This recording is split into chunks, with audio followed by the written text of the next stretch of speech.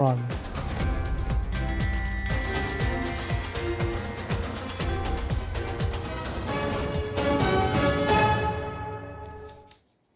And now the news in detail.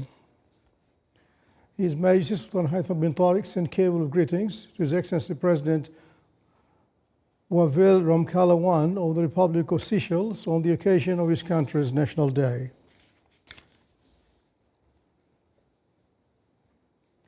The Sultan of Oman continues its tireless diplomatic efforts to contain the dangerous escalation in the region and prevent the escalation of tensions resulting from repeated Israeli attacks.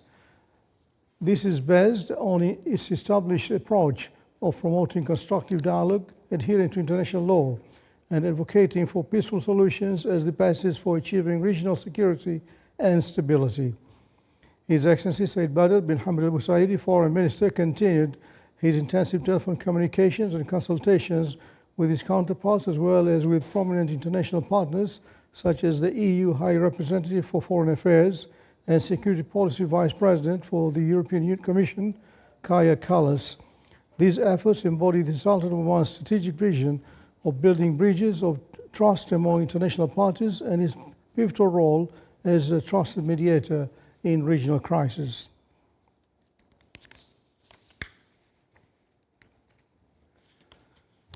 In the same context, the Sultan of Oman participated with a delegation headed by His Excellency Said Badr bin Hamad al-Busaidi, Foreign Minister, in the extraordinary meeting of the Ministerial Council of the GCC, which was held via video conference and chaired by the State of Kuwait, the current chair of the Council. The meeting strongly condemned the Israeli attacks on the territory of the Islamic Republic of Iran, considering them as a flagrant violation of Iranian national sovereignty and international laws. The statement also called for an urgent de-escalation and the resumption of diplomatic negotiation, praising the Sultan of Oman's prominent role in facilitating dialogue on the Iranian nuclear issue, a fundamental pillar for resolving the ongoing conflict and enhancing regional security.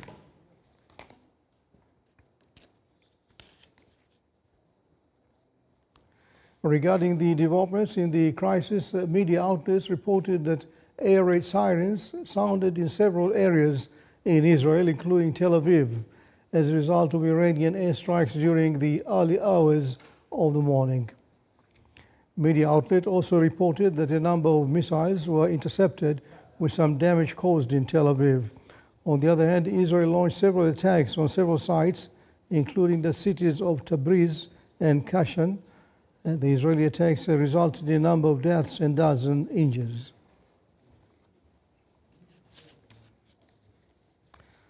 More than 70 Palestinians, including women and children, were killed as a result of the Israeli occupation forces shelling of the several areas in the Gaza Strip.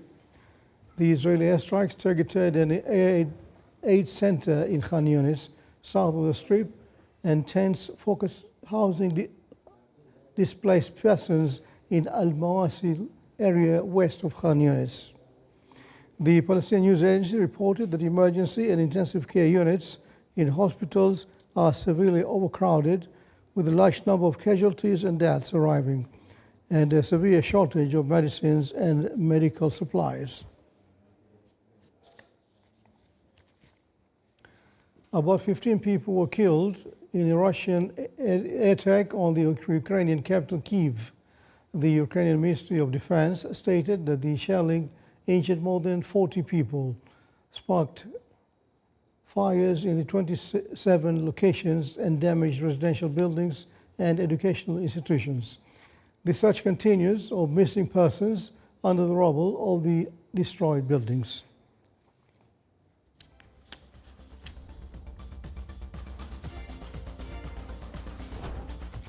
So to cover news bulletin, new visual identity of Bahla Fort is unveiled.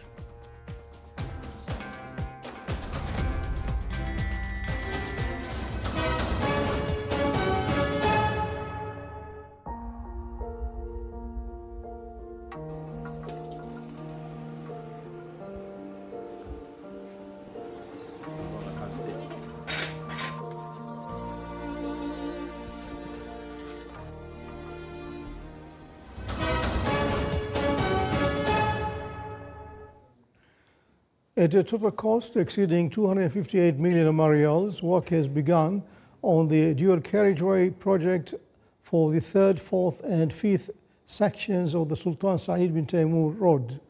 The Minister of Transport, Communications and Information Technology stated that the implementing companies have begun construction work on the three sections, which will take 3 years to complete. The Minister explained that the third section of the project extends from the Wilayat of Hema to the Wilayat of Makhshan, a length of 132.5 kilometers. The fourth section is approximately 135 kilometers, starting from the Wilayat of Makhshan to the Duka area, while the fifth section extends from the Duka area to the Wilayat of Thamrait at a length of 132.5 kilometers.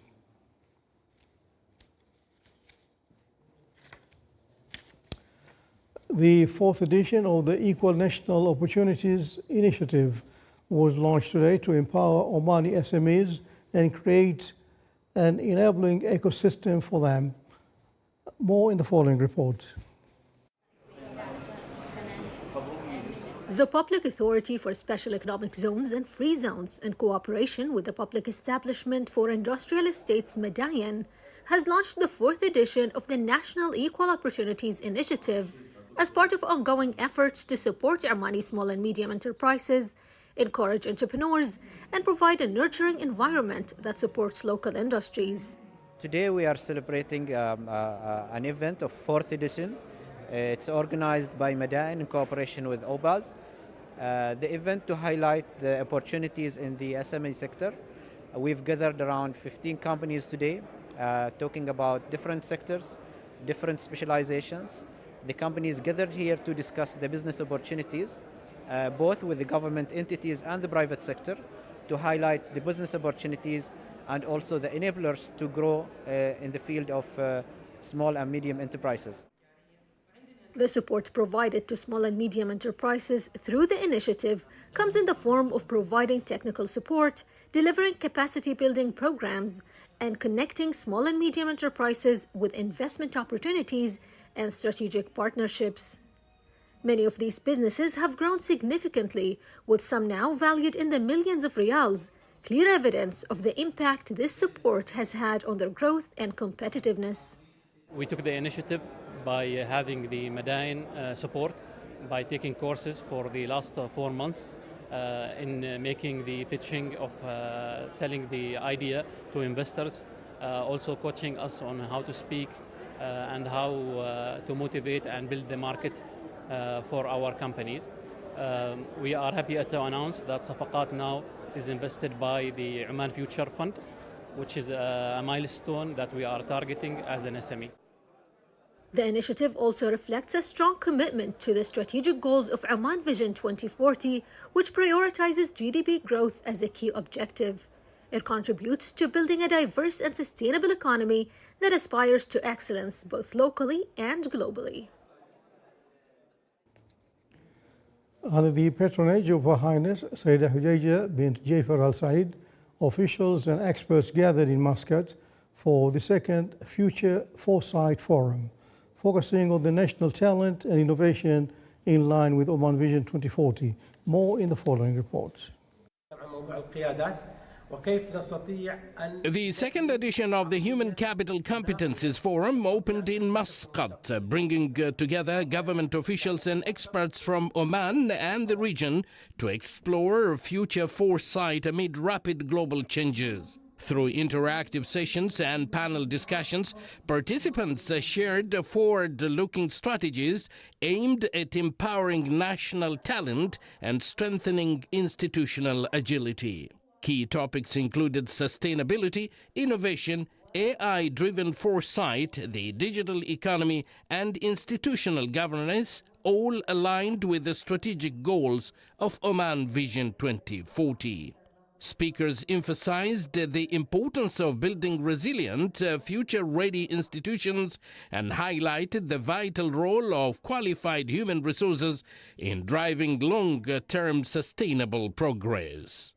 It's great to be part of this gathering where experts from Oman and the region have come together to exchange insights of future foresight and approach that equips our institutions to face tomorrow's uncertainties with confidence. It reflects the spirit of Oman Vision 2040: innovation, resilience, and sustainable progress. The forum reflects Oman's growing commitment to investing in human capital as a cornerstone for national development and effective future planning.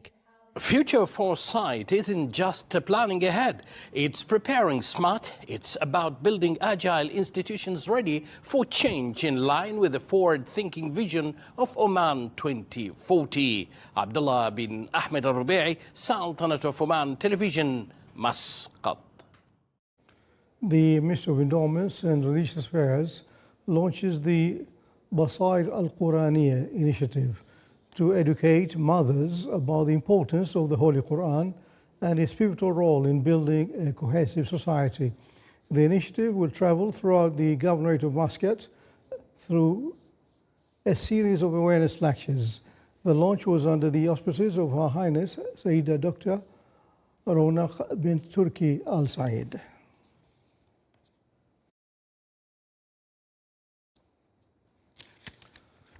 Sohar International Bank, in collaboration with the Youth Projects Development Fund, Sharaka, celebrated the graduation of several institutions from a national program designed to support SMEs. More details in the following reports. With the aim of developing the small and medium enterprises sector in the Sultanate of Oman, Sohar International, in collaboration with the Youth Projects Development Fund, Sharaka, celebrated the graduation of several institutions from the national program designed to support these projects within a rapidly transforming digital environment that enhances national competences in various fields. We celebrate today the graduation of 10 Omani entrepreneurs. This program's emphasize on empowering Omani businesswomen. The programs include consultancy services and building the capacities of these entrepreneurs. This program lasted for 6 months, during which participants were committed to achieve growth as entrepreneurs, contributing to community development and building a more inclusive, innovative, and resilient Omani economy. By graduating of these programs, these entrepreneurs will be part of Sharaka network, where they can get access to funding and also participate with Sharaka in future endeavors. Current business models highly depend on digitization as a main driver for reshaping and succeeding in industries, including small and medium enterprises. The ability to utilize digital innovations has become a necessity for reaching new markets, achieving operational efficiency, responding to customer needs, and overcoming challenges faced by the business sector. And the Ministry of Heritage and Tourism, in collaboration with UNESCO's Chair for World Heritage Management and Sustainable Tourism in the Arab region, and Marasim Tourism, an investment company, unveiled the visual identity of Bahla Fort. More of the following report. And unwavering, Bahla Fort stands at the center of Oman's historical landscape. Its walls are a testament to centuries of ingenuity, craftsmanship, and cultural depth. As the first Omani site inscribed on the UNESCO World Heritage List, the fort now takes on a new form of expression. In a ceremony held at the Oman Across Ages Museum, a visual identity was unveiled, marking a significant step in sharing the fort's legacy with wider audiences. It was an international competition advertised by UNESCO Chair for World Heritage and Sustainable Tourism in Arab regions, with collaboration with Marasim Company for investment at tourism. The new visual identity focus on the overall view of the site. The new visual identity draws from the fort's distinct architecture, earth-toned textures, and the surrounding oasis. These elements have been translated into a cohesive visual language that reflects the essence of Bahla. It will enhance the promotion of the site with a professional way internationally and locally. Also, that will fostering the site in the minds of international and locals, and increase the participations of locals with the company that operate the site. Since its transition to private sector operation, Bahla Fort has become a driver of cultural and economic activity in the region. The new visual identity strengthens that role, serving as a unified symbol across tourism platforms, cultural programs, and heritage projects. From every brick to every line in its new identity, Bahla Fort speaks the language of heritage, rooted in history and ready for the future. Reporting from Bahla Fort, this is Saleh Bukhalfan al-Rahbi, الداخلية, Governorate. You're watching the Sound of Oman television. Before tonight's bulletin, here are the main points once again. The Sound of Oman continues its tireless diplomatic efforts to contain the dangerous escalation in the region and prevent its escalation of tensions. GCC Ministerial Council strongly condemns the Israeli attacks on the Iranian territory and calls for urgent de-escalation and resumption of dialogue. And Iran launches ballistic missiles and drones at sites in Israel, and Israeli army said it targets hit Tabriz and Tehran. And with that, we come to the end of tonight's news bulletin. From all the crew here and myself, Suhail Al-Kindi, thanks for watching. Good night.